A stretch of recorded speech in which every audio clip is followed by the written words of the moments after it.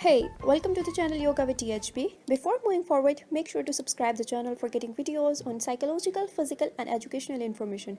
And if you're already a subscriber, then click the little bell icon next to the subscribe button so you get notified of our future videos.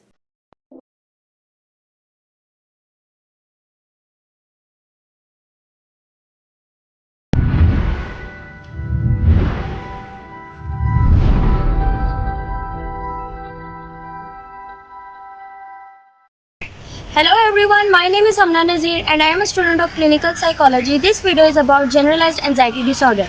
Generalized anxiety disorder is characterized by excessive and uncontrollable worry about the variety of events. GADM में बच्चे ऐसी चीज़ों को लेकर परेशान रहते हैं जिसका हकीकत से कोई ताल्लुक नहीं होता. कुछ सिम्टम्स हैं जिसके थ्रू हम इसको डिटेक्ट कर सकते हैं, like headache, muscular tension, restlessness, heart palpitations and stomach upset. ऐसे बच्चे खुद की सेफ्टी, अपने फैमिली मेम्बर्स की सेफ्टी, नेचुरल डिज़ास्टर और इवन अपने फ्यूचर को लेकर बहुत परेशान रहते हैं. ये आम एंजाइटी तो सबको होती है, लेकिन जीएडी में बच्चों को इंटेंसिव लेवल पर एंजाइटी होती है जिसकी वजह से उनकी फिजिकल और मेंटल हेल्थ बहुत इफेक्ट होती है.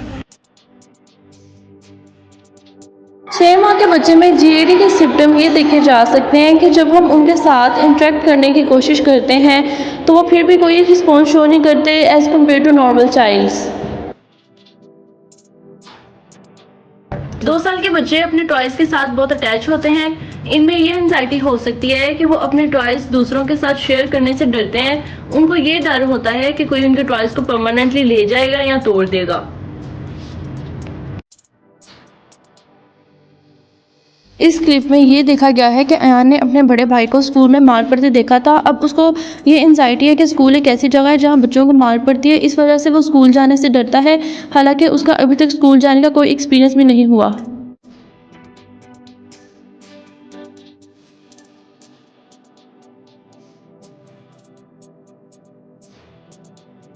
दस साल के बच्चे में जनरल एंजाइटी डिसऑर्डर का ये सिम्टम देखा गया है जिसको परसीव पर्सनल शॉर्टकमिंग्स कहते हैं. इसमें बच्चे समझते हैं आई एम सो डाउन, और मतलब कि मैं कुछ भी नहीं कर सकता.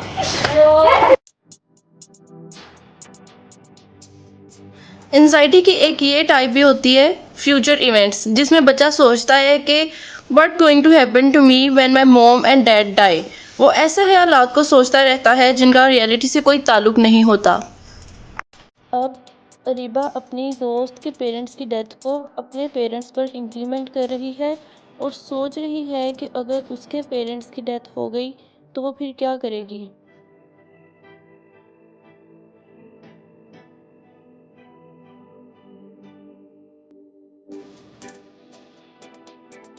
इस सिचुएशन में बच्चे को हेडेक और मसल फटीग होना स्टार्ट हो जाती है और वो अपने घर वालों के साथ भी इंटरेक्शन शो नहीं करता और अपने रूम में कॉर्नर में चुप करके बैठा रहता है.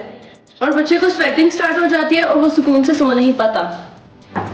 इस सिचुएशन में बच्चे की हेल्थ भी बहुत इफेक्ट होती है और वो अपने खाने पीने की तरफ भी ध्यान नहीं देता. स्टॉप. नेक्स्ट वाला बेटा आप रीड करें. इस क्लिप में जैसा कि आप देख सकते हैं कि बच्चा अपने स्टडीज पे भी सही तरीके से फोकस नहीं कर पाता और इस तरह उसका करियर भी इफेक्ट होता है. हेलो, अस्सलाम वालेकुम. हाँ जी, मैं हाजरा की मैम बात कर रही हूँ. मैंने आपसे बात करनी थी. आजकल ना हाजरा जो है क्लास में बिल्कुल भी फोकस नहीं कर रही पढ़ाई पर. जी, बिल्कुल भी फोकस नहीं है उसका. कोई इंटरेस्ट शो नहीं कर रही वो.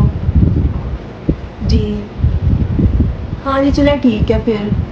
हाँ जी, बाकी बातें हम कल घर पे कर लेंगे. आप मेरे घर चक्कर लगाएं ताकि मैं आपसे उसके मुताबिक बात कर सकूं. जी चलें ठीक है, अल्लाह हाफिज़.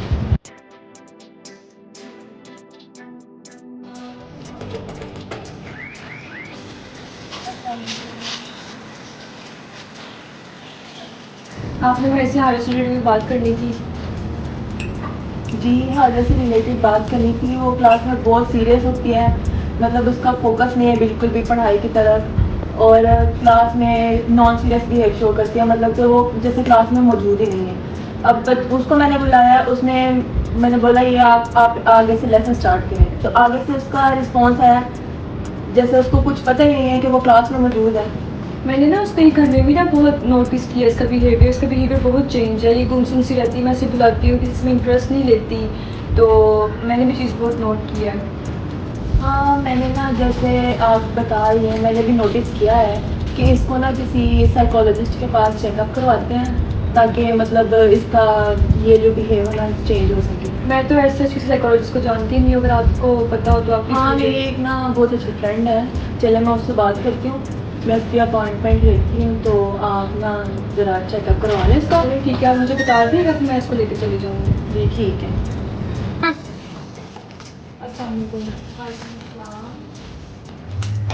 जी बताइए, कैसे आना हुआ आपका?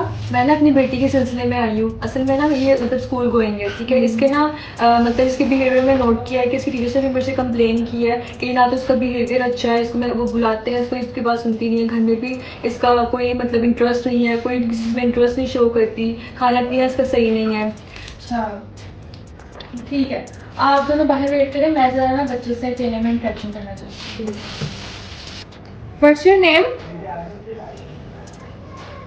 आपका नाम क्या है? हाजरा। अच्छा, कौन सी क्लास में हो? 8 क्लास में हो। अच्छा, तो आपके स्कूल का क्या नाम है? कौन सा स्कूल है? Model high school. अच्छा, तो भाई देखो मौसम कितना अच्छा हो रहा है ना? नहीं अच्छा? अच्छा, आप मुझे ना एक बात बताओ, अच्छा आप मुझे अपनी फ्रेंड समझती हो? है, मैं आपकी फ्रेंड हूँ, ठीक है, फ्रेंड्स। देखो, यहाँ पर ना मामा पापा कोई भी नहीं है, ठीक है। ये पूरा रूम जो है ना, इसमें सिर्फ हम दोनों हैं, ठीक है, और कोई भी नहीं है इस रूम में, ठीक है। अब मैं आपसे जो पूछूंगी ना, आपने मुझे बताना, ठीक है, सही सही बताना है, साथ साथ जैसे दोस्तों को बताते हैं, अपने सीक्रेट सब कुछ बताना है, ठीक है। चलो, अच्छा आप मुझे ये बताओ कि आप मतलब इतनी चुप चुप और मतलब इतनी गुमसुम और इतनी चुप चुप क्यों रहती हो? कोई खास वजह है?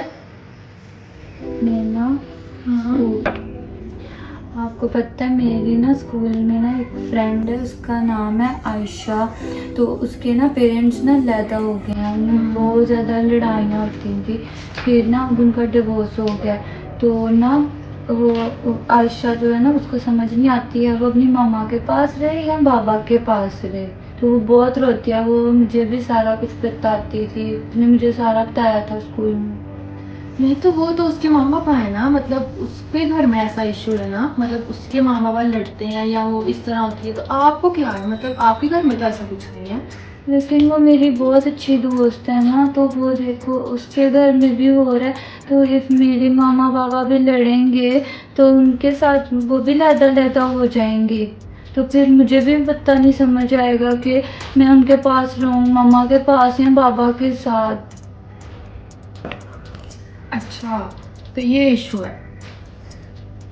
देखो, उसके जो घर में है ना सारा बैकग्राउंड, वो ना उसके घर में है, ठीक है, मतलब उसके मामा पापा इस तरह के हैं, तो इसका मतलब ये नहीं है कि आपके पेरेंट्स भी ऐसे हैं। आपके मामा पापा देखो तो कितने अच्छे हैं, वो उनको आपकी इतनी फिक्र है, वो उनको आपको मेरे पास लेकर आए हैं, उनको इतनी फिक्र है, इतनी केयर करते हैं, वो आपकी इतना ध्यान रखते हैं। और आयशा के जो माँ बाप हैं वो क्या है, उनको उसकी फिक्र ही नहीं है। वो स्कूल में आती है, उनको ये भी नहीं पता कि वो स्कूल में कब आ रही है, कब जा रही है, क्या कर रही है। आपके मम्मा पापा तो आप कितना ध्यान रखते हैं। आपकी मदर मुझे बता रही थी, वो आपकी टीचर को मिलती हैं, आपके बारे में डिस्कस करती हैं, तो इतना कोई अगर ध्यान रखता है तो वो तो बहुत अच्छी बात है ना। देखो, मामा बाप आपको खाना भी खिलाते हैं, है ना, मामा आपको अपने साथ बिठा के खाना खिलाती हैं, कितनी केयर करती हैं आपकी। और आयशा की मामा तो उसका ध्यान भी नहीं रखती, और बाबा उसको भी उसका नहीं पता। और आपके माँ बाप आपकी इतनी केयर करते हैं, आपको इतने अच्छे स्कूल में पढ़ा रहे हैं, ठीक है। देखो, हर घर की जो सिचुएशन होती है ना, वो सेम नहीं होती है। अब अगर आयशा के घर की ये सिचुएशन है तो आपके घर की ये सिचुएशन नहीं है।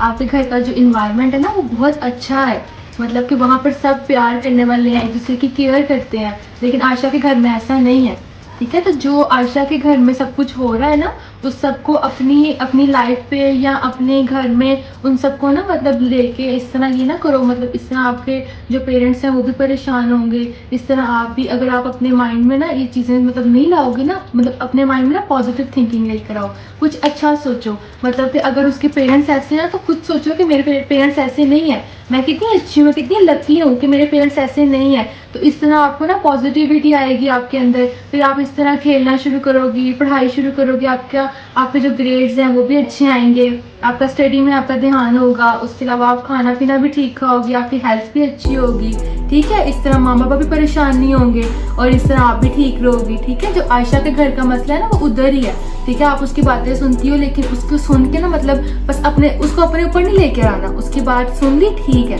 अपने ऊपर नहीं उसको लेकर आना, अपने ऊपर बस खुद ध्यान रखो, खुद सोचो। जब वो आपको बात बताती है ना तो आप कहा करो, अपने माइंड में लाया करो कि आई एम वेरी लकी कि मेरे पेरेंट्स ऐसे नहीं है, ठीक है। आइंदा आपने ऐसा कुछ नहीं सोचना, ओके। अच्छा आप एक काम करो, नीचे कैंटीन जाओ, वहां से कुछ खा पी के आओ, ठीक है। Okay go.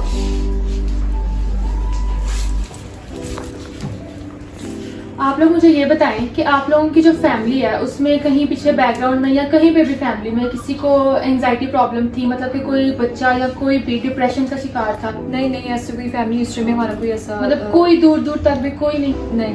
क्योंकि ये होता है कि जैसे कि बच्चे होते हैं ना वो अपने मदर या फादर से ना अपना कोई कलर या हाइट और इस तरह की चीज़ें जो है ना वो जेनेटिक मतलब इनहेरिटेंस में आ जाती है, विरासत में आ जाती है। तो मुझे ये था कि शायद इसने ना आपकी बेटी ने ना ये जो एंजाइटी है, ये डिप्रेशन है ना, ये भी विरासत में लिया या शायद इनहेरिटेंस में भी हो सकता है। लेकिन जैसे आपने कहा है कि ऐसा नहीं है, तो मैंने जहाँ तक उसको एग्जामिन किया ना तो मुझे ये पता चला है कि आपकी जो बच्ची है ना उसके ना स्कूल में कोई बच्चा है जिसके ना मदर और फादर में ना डाइवोर्स चल रही है, ठीक है।